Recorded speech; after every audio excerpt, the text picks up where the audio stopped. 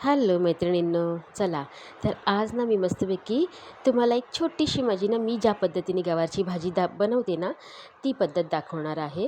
आणि आज कोणताही ना डेली ब्लॉग किंवा डेली रुटीन वगैरे असं दाखवणार नाही. म्हणजे डेली ब्लॉगच्या रुटीनमध्ये जे आपलं भाजी वगैरे बनवण्याचं मी काम करत असते ते तुमच्यावर केव्हा केव्हा मी शेअर करते की जेवणामध्ये मी काय बनवते वगैरे. तसंच आज मी जेवणामध्ये ना फक्त गवारची भाजी जी बनवणार आहे ना ती तुमच्याबरोबर शेअर करणार आहे. आणि माझी पद्धत ही अशी आहे.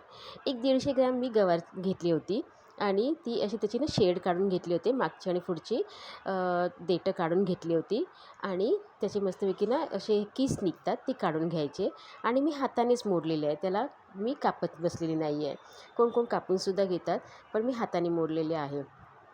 छान मस्तपैकी 2 पाण्यातून ना मी गवार स्वच्छ धुवून घेतलेली आहे. आणि आता मी ही गवार ना अशी उकडायला ठेवणार आहे. कोण कोण उकडतात, कोण कोण उकडत नाहीत, डायरेक्ट फोडणीलासुद्धा घालतात. पण काय आहे त्याचं ना एक वेगळी टेस्ट असते आणि ना ती कडकडीत राहते, अशी मस्त अशी मऊ होत नाही. म्हणून मी ना पहिल्यापासून म्हणजे माझ्या आईच्या घरी पण अशीच करायची, उकडून वगैरे घ्यायची ना त्याच पद्धतीने मी इथे उकडून घेतलेली आहे. म्हणजे खूप अशी शिजवायची नाही, थोडीशी आपल्याला कलर चेंज झालेला दिसतो आणि थोडी नरम झालेली दिसते ना तेव्हा लगेच गॅस बंद करायचा किंवा गॅसवरनं उतरवायची आणि चाळणीमध्ये नितळायला ठेवायची. इथे मस्तपैकी कढई गरम करून ठेवलेली आहे आणि ह्याच्यामध्ये मी ना राईचं तेल घेतलेलं आहे. तर इथे ना छान राईचं तेल मी पहिला गरम करून घेतलेलं आहे आणि त्याच्यामध्ये ना जिरं घातलेलं आहे. त्याच्यानंतर बारीक ना मी लसूण आणि मिरची घातलेली आहे, मस्त बारीक केलेली आहे ती. त्याच्यानंतर ना छान ती अशी खरपूस झाल्याच्यानंतर ना मी तेलात त्याला छान परतलेली आहे आणि मस्त अशी खरपूस होऊ दिलेली आहे. त्याच्यानंतर त्याच्यामध्ये मी ना एक बारीक चिरलेला मोठा कांदा असा घेतलेला आहे आणि तो छान असा बारीक चिरलेला आहे असा. आणि एक मीडियम साईजचा ना टोमॅटो घेतलेला आहे, तोसुद्धा छान बारीक चिरलेला आहे आणि ती परत फोडणीला घातलेला आहे.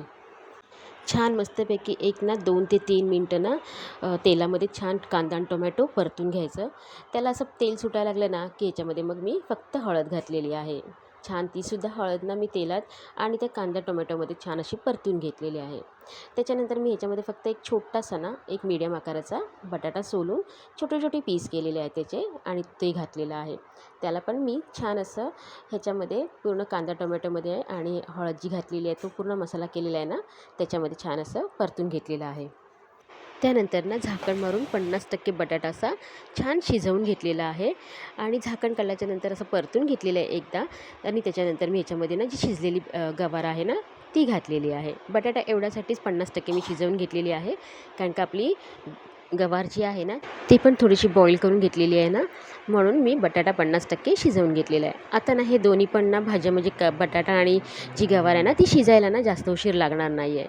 एक 10 मिनटं परत मी एकदा याच्यावरती मी झाकण मारून शिजवणार आहे. त्याच्या अगोदर ना मी भाजीमध्ये मीठ घातलेलं आहे आणि परत एकदा छान भाजी अशी परतवून घेतलेली आहे आणि झाकण मारून एक 10 मिनटं मी भाजी परत ठेवली होती शिजण्यासाठी. माझी भाजी इथे छान शिजलेली आहे आणि ह्याच्यामध्ये आता मी ना हे खोबरं आणि कोथिंबीर घालणार आहे शेवटला. कोण कोण ह्याच्यामध्ये ना शेंगदाण्याचं कूट असतं ते सुद्धा घालतात. पण खोबरं घातलेलं आहे किसलेला आणि बारीक चिरून अशी कोथिंबीर घातलेली आहे. छान मस्तपैकी माझी भाजी इथे बघा किती छान दिसते ना आणि मस्त टेस्टी पण लागते. ह्याच्यामध्ये मी कुठलेच एक्स्ट्राचे मसाले वापरलेले नाही आहेत.